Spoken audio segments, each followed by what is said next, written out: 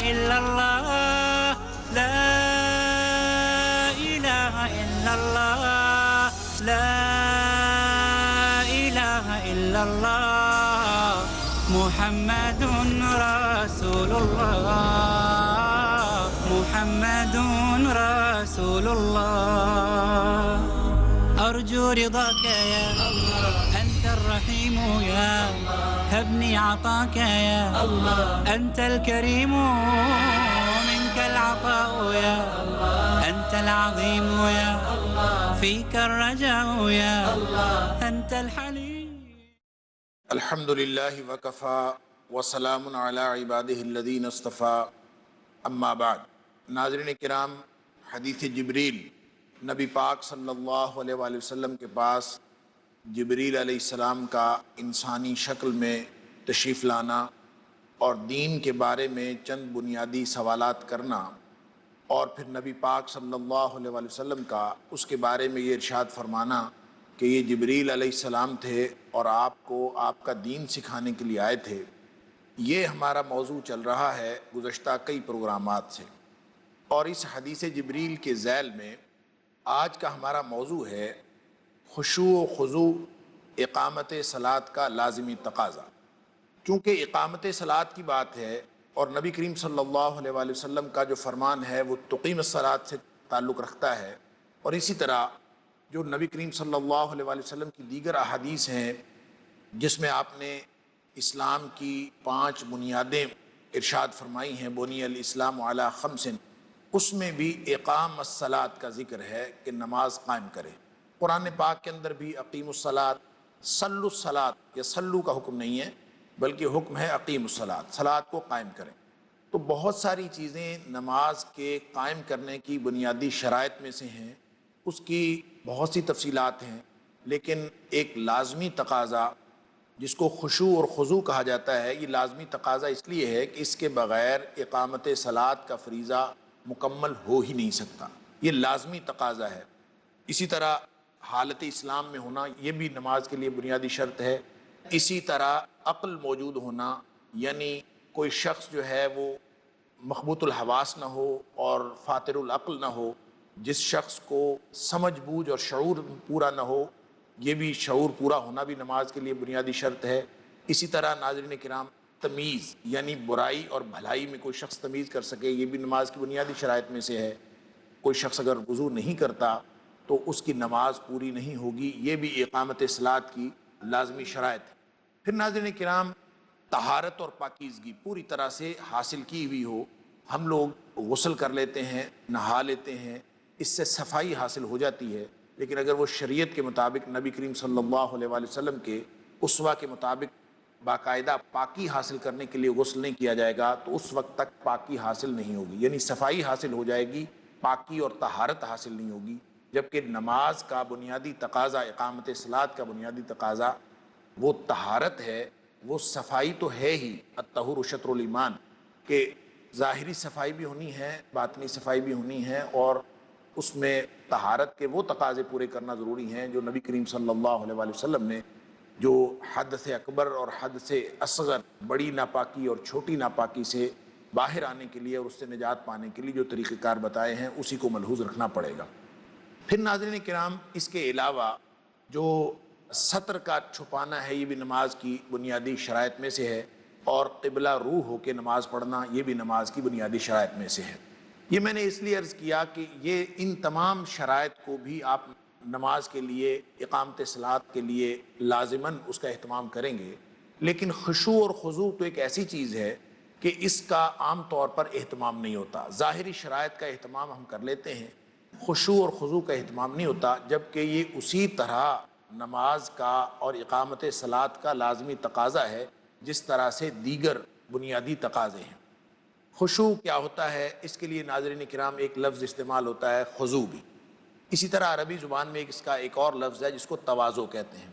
تو خشوع، خضوع یا تواضع یہ تینوں ہم معنی الفاظ ہیں، ان کا معنی ایک ہی ہے، اور اس سے مراد عاجزی لی جا سکتی ہے. تو علامہ جرجانی نے اپنی کتاب التعریفات کے اندر اس کی خضوع کی جو تعریف کی ہے، انہوں نے یہ بھی لکھا ہے کہ یہ تینوں الفاظ ہم معنی ہیں، مترادف ہیں، اور اس کا ترجمہ یا اس کی تعریف ڈیفینیشن انہوں نے یہ کی ہے کہ هو الخوف الدائم، کہ یہ حقیقت میں ایک دائمی قسم کا خوف ہے جو دل کے اندر ہونا چاہیے. هو الخوف الدائم فی القلب، یہ دل میں ہوتا ہے.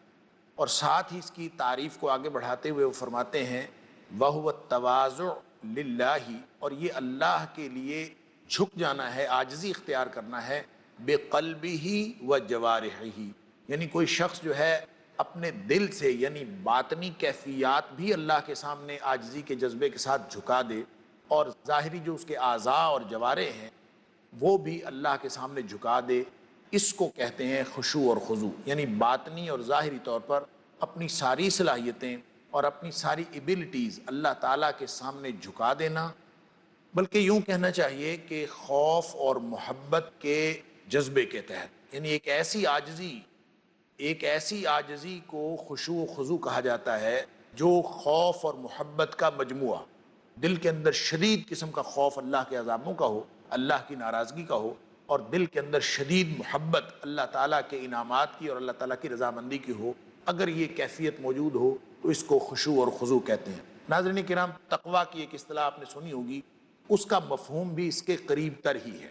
یعنی تقویٰ کیا ہوتا ہے؟ وہ بھی ایک باطنی کیفیت ہے کہ انسان کے دل میں نیکی کی شدید محبت اور شدید اس کا جذبہ موجود ہو اس کو کر لینے کا، اور برائی کی شدید نفرت اس کے دل کے اندر موجود ہو. یہ کیفیت ضروری ہے کہ انسان اللہ کی شدید ترین محبت میں اور نیکی کی شدید ترین محبت میں اللہ کی رضا کے حصول کے لیے یہ سارے کام کرے، اور ساتھ ہی ساتھ اس کو برائی سے شدید نفرت ہو اور اللہ کی ناراضگی کا خوف دل میں ہو کہ کہیں میرا اللہ ناراض نہ ہو جائے. اگر یہ دونوں باتیں موجود ہوں تو اسی کو تقویٰ کہتے ہیں، اور خشوع و خضوع کی جو کیفیت ہے وہ بھی اسی وقت حاصل ہو سکتی. یعنی تقویٰ کے بارے میں نبی کریم علیہ الصلاۃ کا جو ارشاد ہے کہ التقویٰ ہا ہنا، التقویٰ ہا ہنا، التقویٰ ہا ہنا، یہ بھی هو الخوف الدائم فی القلب، یعنی یہ جو خضوع اور خشوع ہے یہ بھی دل میں ہوتا ہے، اور اعضاء و جوارح اس کی تائید کرتے ہیں. اور تقوی کی کیفیت بھی یہ ہے کہ وہ دل میں ہوتی ہے، اور یہ اصل میں دوہرا احساس تقویٰ ہے. دوہرا احساس اس لیے کہ اس کی ایک پرت اور اس کی ایک جہت یہ ہے کہ انسان ہر وقت اس تڑپ میں رہے کہ مجھ سے کوئی ایک چھوٹے سے چھوٹا کام سرزد نہ ہو جائے جو اللہ کی ناراضگی کا باعث بن سکتا ہے. اور اس کا دوسرا پہلو یہ ہے اور دوسری جہت یہ ہے کہ کوئی چھوٹے سے چھوٹا کام مجھ سے ہونے سے رہ نہ جائے جو اللہ تعالیٰ کی رضامندی کا باعث بن سکتا ہے. یہ اگر احساس موجود ہو تو اس دوہرے احساس کا نام تقویٰ ہے. ناظرین کرام، خشوع اور خضوع بھی اس سے قریب تر چیز ہے کہ دل کے اندر شدید قسم کا خوف اللہ کے عذابوں کا اور اللہ کی ناراضگی کا موجود ہو، اور شدید قسم کی محبت اللہ کی رضا کے حصول کی، اور یہ تڑپ موجود ہو کہ مجھے اللہ کی رضامندی حاصل کرنا ہے. اگر یہ دونوں قسم کی تڑپ دل میں موجود ہے تو اس کا مطلب ہے کہ خشوع و خضوع موجود ہے، اور خشوع و خضوع وہ چیز ہے جو نماز کا لازمی تقاضا ہے. ناظرین کرام، اللہ تعالیٰ نے قرآن میں سورہ بقرہ کے اندر فرمایا حافظوا علی الصلوات والصلاة الوسطی وقوموا للہ قانتین، کہ اے مومنو تم اپنی نمازوں کی حفاظت کرو. یعنی نماز پڑھنا اور بات ہے، اور اس کی حفاظت کرنا، ہر چیز کا خیال رکھنا، اور اس کے ایک ایک پہلو کا، ظاہری پہلو کا، باطنی پہلو کا، اس کی شرائط کا، اس کے سارے تقاضوں کا خیال رکھنا، یہ اس کی حفاظت کے اندر آتا ہے. حافظوا علی الصلوات، ساری نمازوں کی حفاظت کرو، اور خاص طور پر درمیانی نماز کی، جو معروف تفسیر کے مطابق درمیانی نماز سے مراد عصر کی نماز ہے، جو دیگر ساری نمازوں سے زیادہ اہم ہے، اور حفاظت کے اعتبار سے اس کی حفاظت زیادہ ضروری. اور ساتھ فرمایا وقوموا للہ قانتین، جب اللہ کے سامنے کھڑے ہوا کرو یعنی نماز کے لیے، تو تمہاری کیفیت یہ ہو کہ انتہائی فرما برداری اور عاجزی کے ساتھ کھڑے ہونا ہے. یعنی ظاہری اور باطنی کیفیات اس عاجزی کا مظہر بن جائیں، اور انسان جو ہے باطنی طور پر بھی اسی طرح جھکا ہوا ہو جس طرح وہ ظاہری طور پر جھکا ہوا ہے. اگر یہ کیفیت پیدا نہیں ہوتی تو اس کا مطلب یہ ہے کہ اس کے اندر خشوع و خضوع نہیں. ناظرین کرام، نماز کا ایک حصہ، لازمی حصہ رکوع ہے، اور جب رکوع میں نبی کریم صلی اللہ علیہ وسلم جاتے تھے تو آپ کے رکوع کی جو کیفیت صحابہ کرام نے بیان کی ہے، یعنی ایک ایک چیز پوری ہو. اور اس کا میں آگے ذکر کروں گا کہ خشوع و خضوع کا ظاہری کیا مطلب ہے اور باطنی کیا مطلب ہے نبی کریم صلی اللہ علیہ وسلم کے ارشادات کی روشنی میں. لیکن آپ صرف اگر رکوع کا اندازہ کریں اس حوالے سے کہ انسان کی ظاہری اور باطنی ساری چیزیں اللہ کے سامنے جھکی ہوئی ہوں، یہی خشوع اور خضوع کا مطلب ہے۔ تو رکوع کے بارے میں نبی کریم صلی اللہ علیہ وآلہ وسلم کی جو ظاہری کیفیت صحابہ کرام نے بیان کی کہ نبی کریم صلی اللہ علیہ وآلہ وسلم جب رکوع فرماتے تھے تو صرف پاؤں نیچے لگے ہوتے تھے، ٹانگیں بالکل سیدھی ہوتی تھیں، دونوں ہاتھ نبی کریم صلی اللہ علیہ وآلہ وسلم کے گھٹنوں پر ہوتے تھے، بازو بھی بالکل سیدھے ہوتے تھے، اوپر سے کمر بالکل سیدھی ہوتی تھی، نہ وہ اوپر کو اٹھی ہوئی ہوتی تھی اور نہ نیچے کو جھکی ہوئی ہوتی تھی۔ اب اندازہ فرمائیے، جب کمر بالکل سیدھی ہو، ٹانگیں بالکل سیدھی ہوں، بازو بالکل سیدھے ہوں، گھٹنوں کو پکڑا ہوا ہو، تو یہ کیسی کیفیت بنتی ہے اللہ کے سامنے انسان کے جھکنے کی۔ وَارْكَعُوا مَعَ الرَّاكِعِينَ، کس طرح انسان جھکا ہوا ہے۔ تو اس کے ساتھ نبی کریم صلی اللہ علیہ وآلہ وسلم کی جو رکوع میں آپ دعائیں پڑھا کرتے تھے، ایک تو دعا وہ ہے سبحان ربی العظیم جو ہم سب پڑھتے ہیں، تو نبی کریم صلی اللہ علیہ وآلہ وسلم سے رکوع اور سجود کے اندر پڑھنے والی دیگر دعائیں بھی مذکور ہیں اور منقول ہیں کہ نبی کریم صلی اللہ علیہ وسلم اور دعائیں بھی پڑھا کرتے تھے۔ اس میں ایک دعا جو نبی کریم صلی اللہ علیہ وآلہ وسلم رکوع میں پڑھتے تھے، آپ ذرا اس کا اگر مطالعہ فرمائیں اور اس کے الفاظ پر غور کریں تو بات سمجھ میں آ جاتی ہے کہ خشوع و خضوع کا کیا مطلب ہے۔ نبی کریم صلی اللہ علیہ وآلہ وسلم فرماتے تھے کہ اللہم انی لک رکعت وبک آمنت ولک اسلمت خشع لک سمعی وبصری ومخی وعظمی وما استقل بہ قدمی، کہ اللہ میں نے تیرے لیے رکوع کیا، اللہم انی لک رکعت وبک آمنت، اللہ تجھ پر میں ایمان لایا، اور اللہ تیرے سامنے میں جھکا ہوں اور اپنا آپ میں نے تیرے سپرد کر دیا ہے۔ اور کیسے جھکا ہوا ہوں، ظاہری کیفیت اور باطنی کیفیت کس طرح ایک ہو جاتی ہیں۔ فرمایا خشع لک سمعی و بصری و مخی و عظمی، اللہ تیرے سامنے یہ صرف ظاہری میرا جسم نہیں جھکا ہوا، خشع لک سمعی بلکہ میری سماعتیں بھی جھکی ہوئی ہیں، میری بصارتیں بھی جھکی ہوئی ہیں، و مخی و عظمی میری ہڈیاں بھی جھکی ہوئی ہیں، اور میری ہڈیوں کا جو گودا ہے میرے جسم کے اندر، ساری کیفیات تیرے سامنے اللہ جھکی ہوئی ہیں۔ ناظرین کرام، وَمَسْتَقَلَّ بِهِ قَدَمِي، اور اللہ یہ جو میں دو قدموں پہ کھڑا ہوں حقیقت میں یہ بھی تیرے سامنے جھکے ہوئے ہیں۔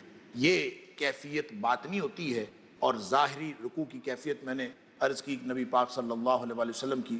ناظرین کرام، ایسا رکوع ہو تو اس کے بارے میں نبی پاک صلی اللہ علیہ وسلم فرمایا ہے کہ لا خیر فی دین لیس فیہ رکوع، جس دین کے اندر ایسا رکوع نہ ہو اس دین کے اندر کوئی بھلائی نہیں۔ گویا ساری بھلائیاں اس رکوع کی وجہ سے ہیں۔ اللہ تعالیٰ ایسی عاجزی ہمیں بھی نصیب فرمائے۔ خشوع و خضوع کے حوالے سے گفتگو کا سلسلہ جاری ہے۔ اس وقت پروگرام میں ایک وقفے کا وقت ہوا ہے۔ ناظرین کرام، مختصر سے وقفے کے بعد دوبارہ حاضر ہوتے ہیں۔ امید ہے آپ ہمارے ساتھ رہیں گے۔ السلام علیکم ورحمۃ اللہ وبرکاتہ۔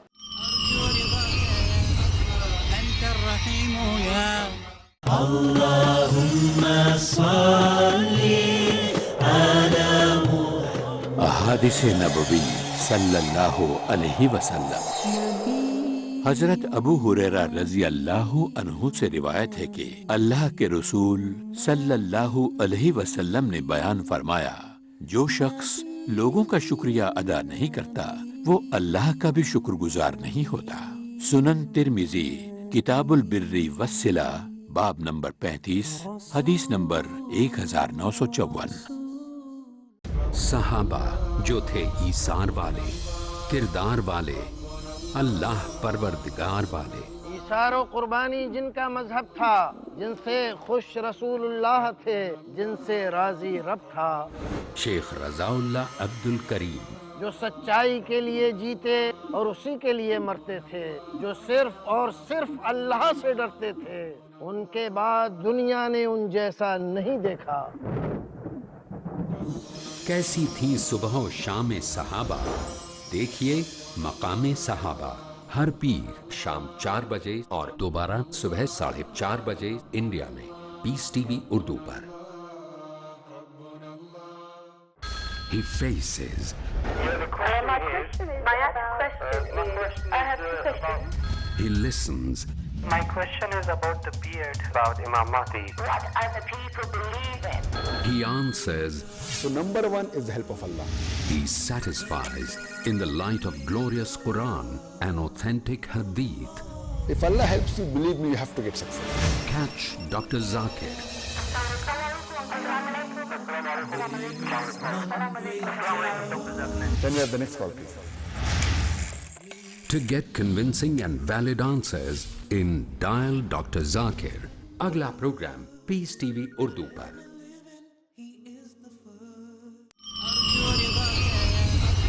أنت الرحيم يا अस्सलामु अलैकुम वरहमतुल्लाहि वबरकातुहू।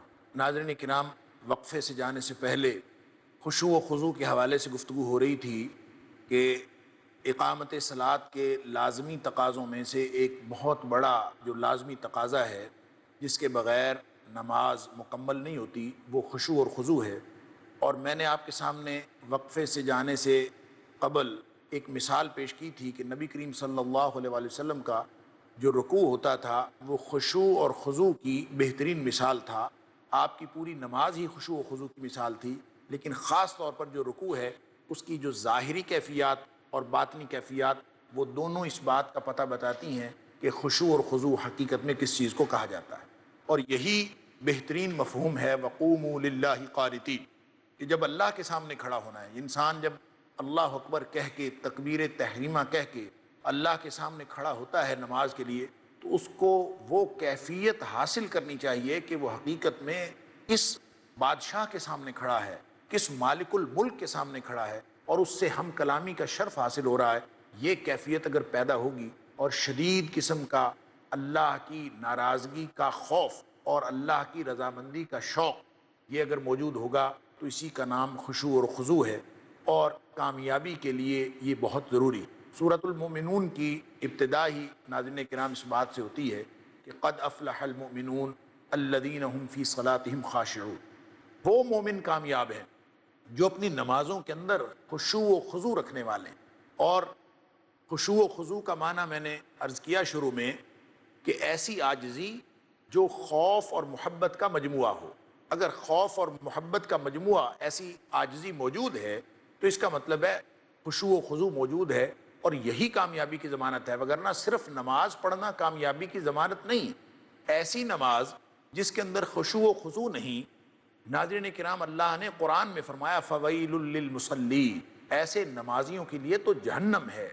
और कौन से नमाजी? अल्लज़ीना हुम अन सलातिहिम साहून, जो नमाज़ें पढ़ रहे हैं, ज़ाहिरी अमल हो रहा है, यानी अल्फाज भी दोहराए जा रहे हैं, खड़े भी हैं, क़याम भी हो रहा है, रुकू भी हो रहा है, सजदा भी हो रहा है।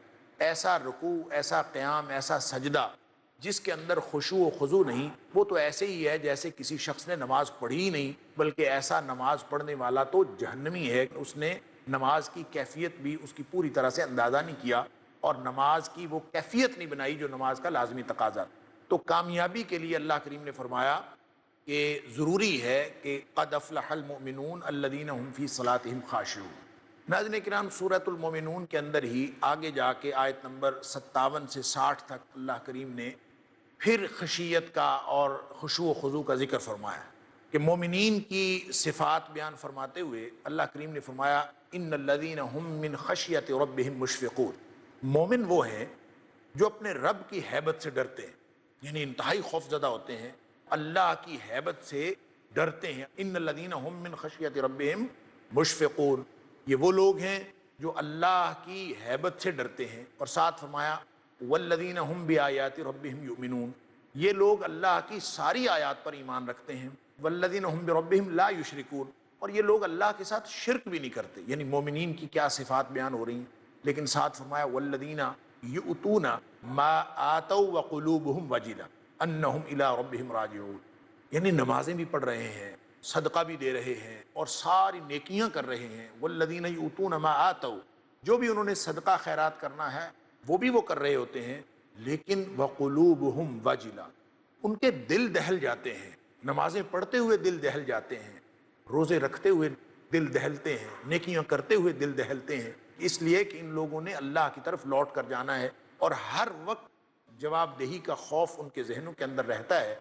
नाज़रीन किराम, ये है खुशू और खुज़ू की कैफियत जो मोमिनीन को अता होती है। अल्लाह ताला फरमाते हैं उलाइका युसारिऊन फिल खैरात, ये हैं वो लोग जो नेकियों में आगे बढ़े हुए हैं, जो इस मुकाबले में कामयाब होने वाले और इस मुकाबले में टॉप करने वाले लोग हैं। और कामयाब लोगों में ये जो मुकाबले का इम्तिहान है, यानी जो अल्लाह करीम ने जिस इम्तिहान के लिए हमें इस दुनिया में भेजा है, یہ مقابلے اور مسابقے کا امتحان. ہم دنیا میں مقابلے کے امتحان دیتے ہیں، ہمیں اللہ کے امتحان کی کیفیت سمجھ میں نہیں آتی. اللہ تعالیٰ نے سارعوا الی مغفرۃ من ربکم، سابقوا الی الجنہ، سابقوا الی مغفرہ، یہ جو مسابقہ اور ایک دوسرے سے آگے بڑھنا ہے یہی امتحان ہے. فرمایا اولئک یسارعون فی الخیرات، نیکیوں میں آگے بڑھنے والے یہی لوگ ہیں. وہم لہا سابقون، اور اس مقابلے میں بڑھنے والے وہ لوگ ہیں جن کے دل میں یہ کیفیت پیدا ہو.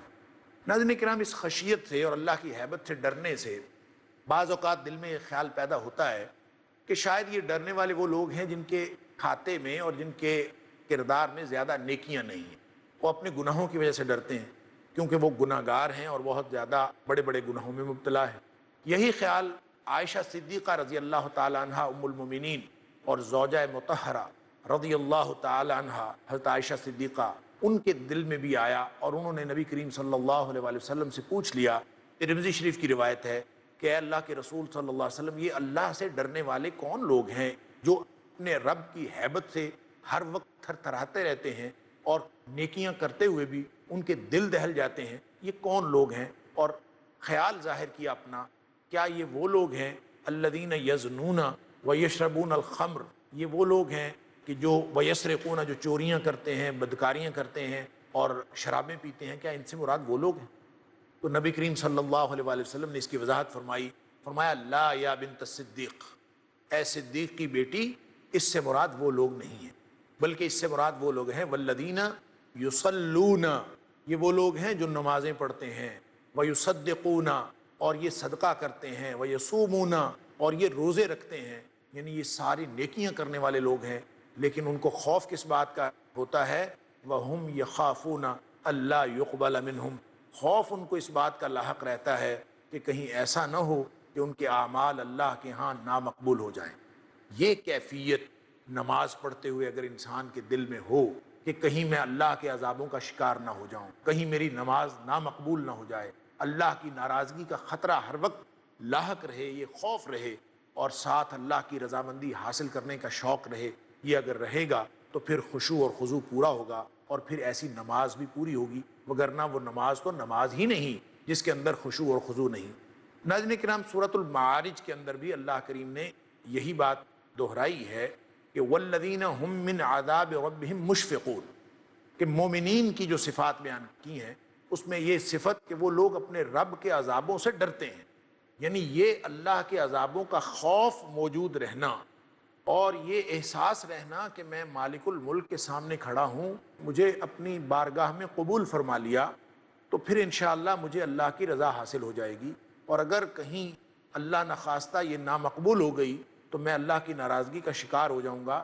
یہ کیفیت اگر دل میں موجود رہے اور برابر موجود رہے، پوری نماز کے اندر موجود رہے، تو پھر اللہ تعالیٰ اس کی بخشش کر دیتے ہیں، اور اگر یہ موجود نہ رہے تو پھر اس کی بخشش نہیں ہوتی.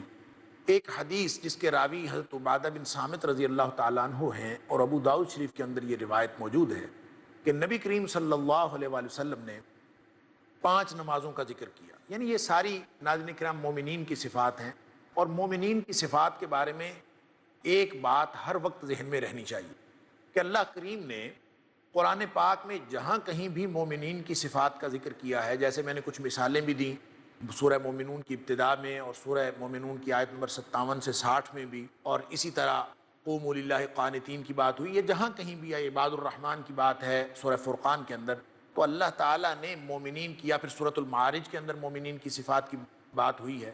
تو یہ ایک بڑی ہی عجیب حقیقت ہے کہ جہاں کہیں مومنین کی صفات کی بات ہوئی ہے تو اس کی ابتدا میں بھی اللہ کریم نے نماز کا ذکر کیا ہے، اور اس کے تذکرے کے مومنین کی صفات کے اختتام پر بھی نماز کا ذکر کسی نہ کسی طور موجود ہے. ناظرین کرام، یہ اللہ کا کلام ہے، اور یہ بات اتفاقی نہیں ہے کہ مومنین کی صفات کی ابتدا بھی نماز ہے، اس کی انتہا بھی نماز ہے. اللہ تعالی ہمیں نماز میں خشوع و خضوع پورا کرنے کی توفیق عطا فرمائے. ابھی ہمارا یہ موضوع جاری رہے گا، پروگرام کا وقت ختم ہوا چاہتا ہے. ناظرین کرام، اگلے پروگرام میں بھی خشوع و خضوع، اقامت صلاۃ کا لازمی تقاضا، اسی موضوع پر گفتگو کریں گے. تب تک کے لیے اجازت دیجیے. السلام علیکم ورحمۃ اللہ وبرکاتہ.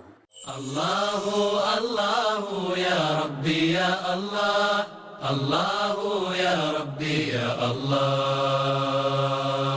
لا إله إلا الله، لا إله إلا الله، لا إله إلا الله، محمد رسول الله.